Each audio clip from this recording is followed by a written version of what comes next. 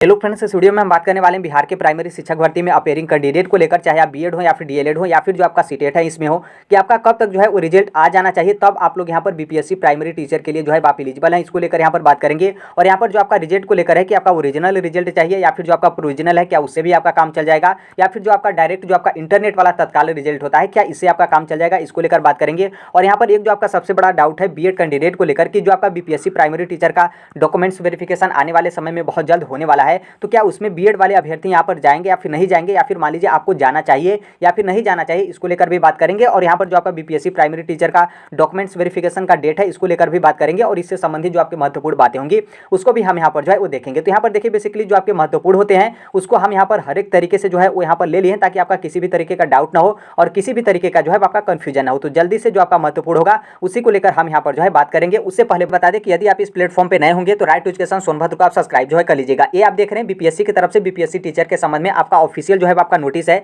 आप इस तीसरे वाले पॉइंट पर आएंगे तो यहाँ पर अपेयरिंग को लेकर जो है आपका स्पष्ट रूप से क्लियर जो है आपका कर दिया गया है। यहाँ पर बोला गया कि सभी अभ्यर्थियों की पात्रता की जांच मतलब डॉक्यूमेंट्स वेरिफिकेशन के माध्यम से जो है आपकी की जाएगी। अतः बीएड और अतः सीटेट बीएड अपेयरिंग अभ्यर्थी, ध्यान रखिएगा कि यहाँ पर आप ये मत सोचने लगिएगा कि यहाँ पर सीटेट बोला है, बीएड बोला है, डीएलएड यहाँ पर नहीं बोला है। तो मतलब यहाँ पर आप तीनों लोग को बोला है, चाहे आपका सीटेट हो या फिर बीएड हो या फिर आपका डीएलएड हो। अपेयरिंग अभ्यर्थी का परीक्षाफल डॉक्यूमेंट्स वेरिफिकेशन की तिथि तक अवश्य जो है आपका प्राप्त हो जाना चाहिए, अन्यथा उन्हें इसके अभाव में जो है आपका अयोग्य जो है आपका माना जाएगा। मतलब यहाँ से आपका क्लियर है कि जो आपका रिजल्ट को लेकर बोला जा रहा है कि किस डेट तक आपका रिजल्ट आ जाना चाहिए, तो जो आपका डॉक्यूमेंट्स वेरिफिकेशन का तिथि होगा उस तिथि तक आप लोगों का परीक्षा फल जो है वो जारी कर देना चाहिए। यहाँ पर ध्यान रखिएगा, आपके पास एक प्लस पॉइंट ये भी बोला गया है कि आपका यहाँ पर जो आपका ओरिजिनल मार्कशीट वगैरह सर्टिफिकेट वगैरह है उसको लेकर यहाँ पर जिक्र नहीं किया गया है, बल्कि यहाँ पर सिर्फ आपके रिजल्ट को लेकर जिक्र किया गया है। मतलब यहाँ पर क्या है कि आपका यदि इंटरनेट वाला भी तत्काल जो आपका रिजल्ट होता है वो आता है यदि डॉक्यूमेंट्स वेरिफिकेशन के डेट तक, तो भी आप लोग यहाँ पर एलिजिबल हो जाएंगे, कोई यहाँ पर दिक्कत जो है आपका नहीं होगा।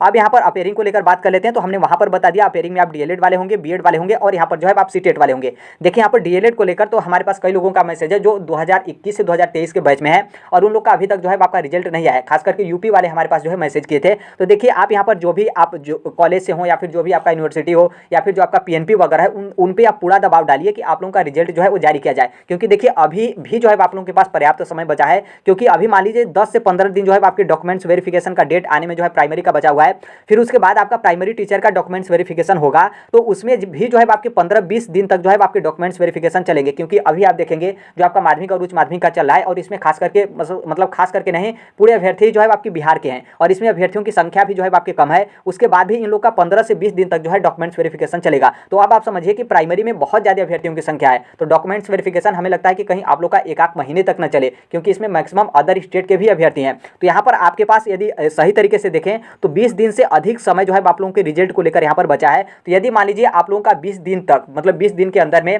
यदि आप डीएलएड वालों का रिजल्ट आ जाता है, आपका ओरिजिनल छोड़िए प्रोविजनल छोड़िए, आपका सिर्फ इंटरनेट वाला रिजल्ट आ जाता है, तो भी यहाँ पर कोई दिक्कत नहीं है। आप लोग डॉक्यूमेंट्स वेरिफिकेशन के लिए जा सकते हैं और आप लोग बहुत अच्छे तरीके से शिक्षक भर्ती के लिए एलिजिबल होंगे, किसी भी तरीके का दिक्कत नहीं है। और यदि मान लीजिए आपका रिजल्ट आ जाता है, चाहे आपके पास नॉर्मल सी बात है इतना जल्दी तो आपका ओरिजिनल नहीं आएगा, ओरिजिनल यदि मान लीजिए आ भी जाता है या फिर नहीं भी आता है तो भी यहाँ पर कोई दिक्कत नहीं है, प्रोविजनल होगा तो भी आपका चल जाएगा। और यहाँ पर लास्ट में जो आपका इंटरनेट वाला होता है, इंटरनेट वाला होगा तो भी यहाँ पर चल जाएगा, किसी भी तरीके का दिक्कत जो है आपका नहीं होगा।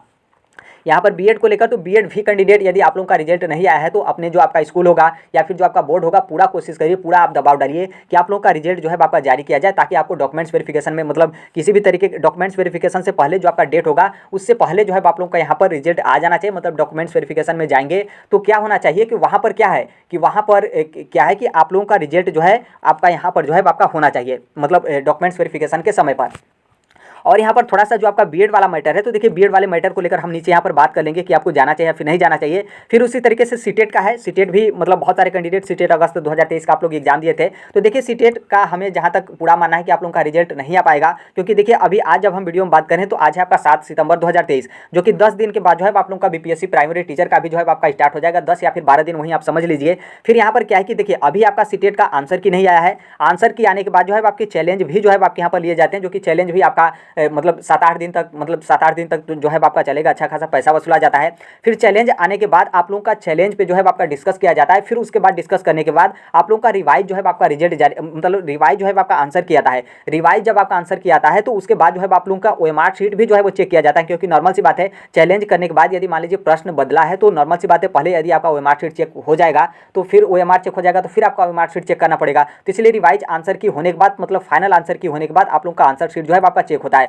तो आप इसमें खुद समझ लीजिए कि अभी आपका आंसर किया आएगा, यदि मान लीजिए आज भी आपका आंसर किया जाता है तो फिर उसके बाद जो है आपके 5-7 दिन तक चैलेंज लगेंगे। फिर चैलेंज भी आपका जो है किया जाता है, तो चैलेंज होने के बाद 4-5 दिन जो है उस समय लगेगा। किसको लेकर समय लगेगा? आपकी रिवाइज, मतलब उस चैलेंज को जो है वो देखने को लेकर कि सही या फिर गलत है। फिर उसके बाद जो है वो 5-7 दिन लगेगा आपका रिवाइज आंसर की बनाने में। तो फिर आपका रिवाइज आंसर की जब आएगा तो फिर उसके बाद अच्छा खासा समय लगता है आपके ओएमआर शीट चेक करने को लेकर। फिर उसके बाद जो है आप लोगों का सीटेट का जो है वो रिजल्ट आता है। यदि मान लीजिए 20 दिन, मतलब इधर 15-20 दिन में जो है आप लोगों का सीटेट का रिजल्ट आ जाता है तो यहाँ पर जो है आप लोग बीपीएससी टीचर के लिए बिल्कुल यहाँ पर सेफ हैं, कोई दिक्कत नहीं है। और यहाँ पर डिजी लॉकर को चिंता मत करिएगा कि डिजी लॉकर में आएगा तभी हमारा माना जाएगा, ऐसा नहीं है। जो आपका सीटेट का इंटरनेट वाला जो रिजल्ट आता है जिसे आप रोल नंबर डालकर डायरेक्ट देखते हैं वो भी आपका चल जाएगा, क्योंकि वो भी जो है आपका ओरिजिनल ही होता है। और उसी रिजल्ट के बेस पे बहुत सारे अभ्यर्थी नौकरी भी करते हैं और आपको नौकरी में भी जो है आपका एलिजिबल किया जाता है। डिजी लॉकर वाले पे मत जाएगा कि जब तक डिजी लॉकर वाला नहीं आएगा तब तक हम यहाँ पर जो है एलिजिबल नहीं होंगे। अब यहाँ पर इसको लेकर हो गया। बाकी यहाँ पर बीएड कैंडिडेट को लेकर यहाँ पर बात कर लेते हैं कि बीएड वालों की क्या है जो है आपकी कंडीशन, क्या एलिजिबल है या फिर नहीं एलिजिबल है,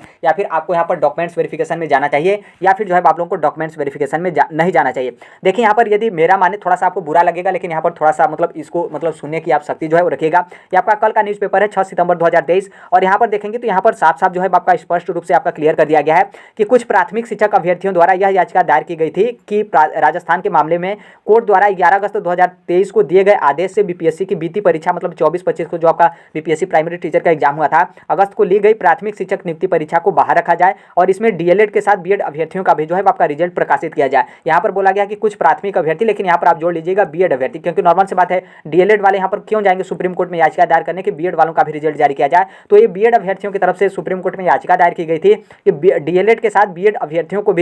का भी जो है रिजल्ट जारी किया जाए, जो आपका 20 से 25 तारीख को बीपीएससी प्राइमरी टीचर का एग्जाम हुआ था। और ये जो आपका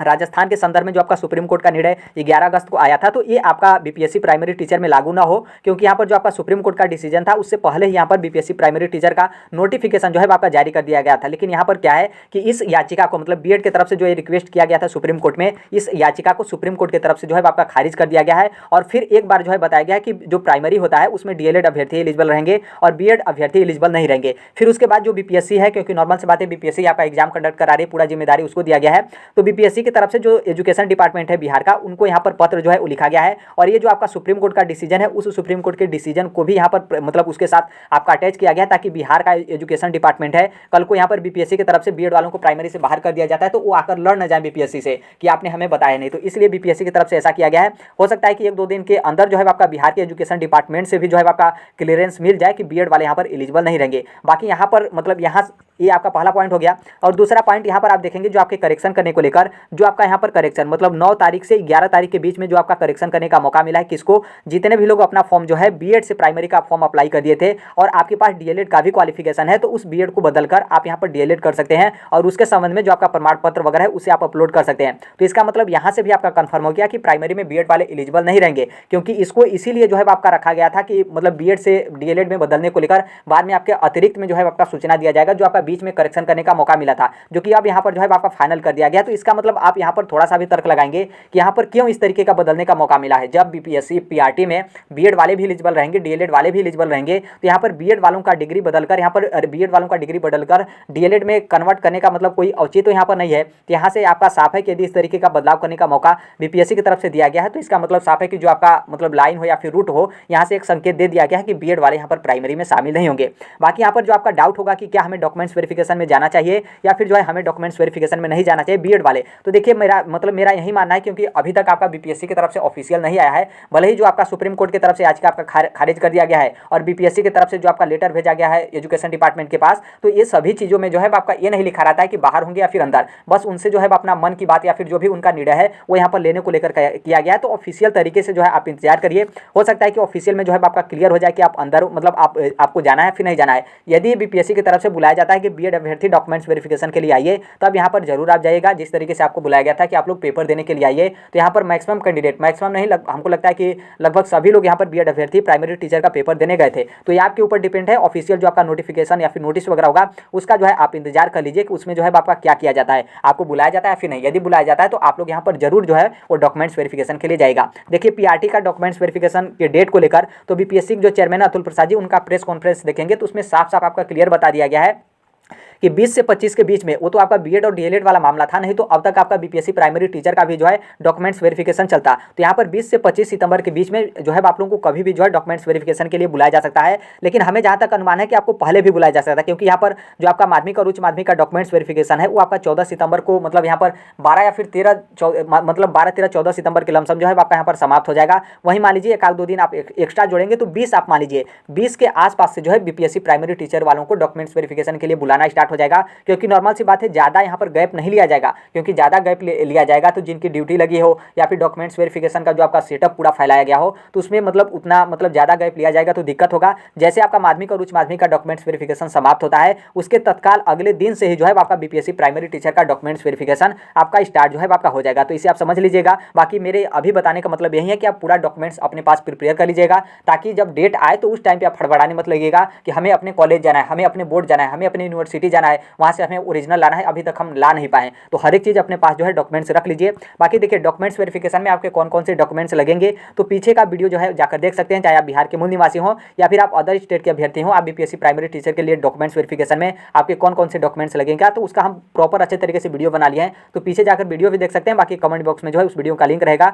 तो आप उसे देखकर देख लेंगे तो आपको बहुत अच्छे तरीके से समझ में आ जाएगा कि आपको कौन कौन से डॉक्यूमेंट्स जो है वो चाहिए। तो आई होप यहाँ से जो है आपका समझ में आ गया होगा यहाँ पर आपकी अपेयरिंग को लेकर। तो देखिए नॉर्मल सी बात है, उतना टेंशन मत लीजिए, आपका रिजल्ट के ऊपर डिपेंड करता है। यदि आपका रिजल्ट आ जाता है, चाहे आप बीएड हो या फिर डीएलएड हो या फिर सीटेट हो, आपका यदि रिजल्ट आ जाता है, आपके डॉक्यूमेंट्स वेरिफिकेशन जब आप जाएंगे उससे पहले यदि आपके हाथ में रिजल्ट है, तब यहाँ पर जो है आप लोगों का ओके है, किसी भी तरीके का आपको दिक्कत नहीं होगा। ओरिजिनल को लेकर थोड़ा सा भी टेंशन मत करिएगा कि यदि मान लीजिए अभी आपका रिजल्ट आ भी जाता है तो हमारे पास ओरिजिनल कहाँ से मिलेगा, तो इस बात को जो है आपको ध्यान रखना है। बाकी जो कोई भी अपडेट वगैरह होता है वो यहाँ पर यदि आप इस प्लेटफॉर्म को सब्सक्राइब किए रहेंगे तो जो आपका यूट्यूब का कम्युनिटी होता है, आपने देखा होगा हमने कई अपडेट जो है आपको दे देते हैं। बाकी नॉर्मल सी बात है, जो आपका पीडीएफ वगैरह फॉर्मेट में आता है तो वो अपडेट आपको टेलीग्राम पर मिल जाता है। तो कमेंट बॉक्स में जो है आपको टेलीग्राम का लिंक जो है देखने को मिलेगा। देखिए अभी से जो आपका अगली शिक्षक भर्ती, मतलब 8वें चरण की शिक्षक भर्ती जिसे आप बीपीएससी टीआरई सेकंड कर सकते हैं, तो आपका अक्टूबर में जो है आपका उसका नोटिफिकेशन देखने को मिलेगा, जो कि 1.5 लाख पदों पर प्राइमरी से लेकर जूनियर से लेकर माध्यमिक से लेकर उच्च माध्यमिक तक की जो है आपकी शिक्षक भर्ती रहेगी। तो यहाँ पर अभी से जो है आप तैयारी करना स्टार्ट कर दीजिए, क्योंकि जब भी आपका नोटिफिकेशन आएगा